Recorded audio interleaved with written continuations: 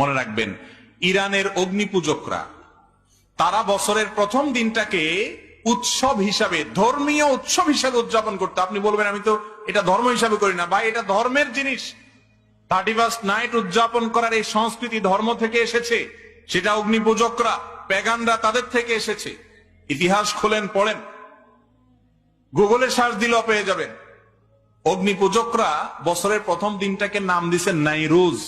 ফার্সিতে নাইরুজ মানে বুঝেন? ন্যায় মানে নতুন, রোজ মানে কি? রোজ মানে দিন, নাইরুজ মানে নতুন দিন। বছরের প্রথম দিনটাকে তারা বাৎসরিক উৎসব হিসাবে উদযাপন করত।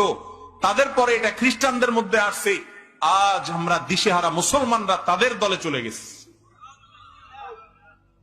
আপনার আমার প্রিয় নবী সাল্লাল্লাহু আলাইহি সাল্লাম সেই 1450 বছর আগে সাবধান করে গেছেন, লা তাত্তাবিউন্না সুনানা মান কানা ক্বাবলাকুম শিবরান বিশিবরিন ওয়া যিরাআন বিযিরা।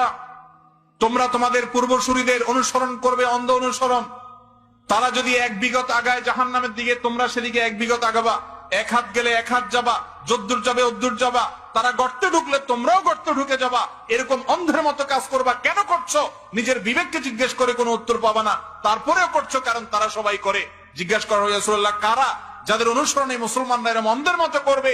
নবীজি বলেছেন, কারা আর হবে? ইহুদি খ্রিস্টান কিনা জিজ্ঞাসা করা হয়েছে, তিনি বলছেন হ্যাঁ, তাদের কথাই বলছে, এছাড়া আর কারা হবে? আজকে পশ্চিমারা, ইহুদি খ্রিস্টানরা কোন কালচার, কোন সংস্কৃতি দেখাইলেই যুব সমাজ আজ আমরা হুমড়ি খেয়ে পড়ছি, লাফিয়ে পড়ছি। কেন পড়ছি সেটা জানি না। যেই দেশে শীতের সময়ে, কনকনে শীতে উত্তরবঙ্গে মানুষ মারা যায়, যেই দেশে ফুটপাতে এখনো না খেয়ে শিশু মায়ের কোলে চোখের পানি ফেলে, সেই দেশে লক্ষ নয় crore crore billion billion dollar খরচ করা হয়, বিলিয়ন বিলিয়ন টাকা খরচ করা হয় শুধুমাত্র এই 31st নাইট উদযাপনের নামে। এটা কোন সভ্য সমাজের সংস্কৃতি হতে পারে? কিন্তু এটার বিরুদ্ধে কথা বলার মানুষ নাই।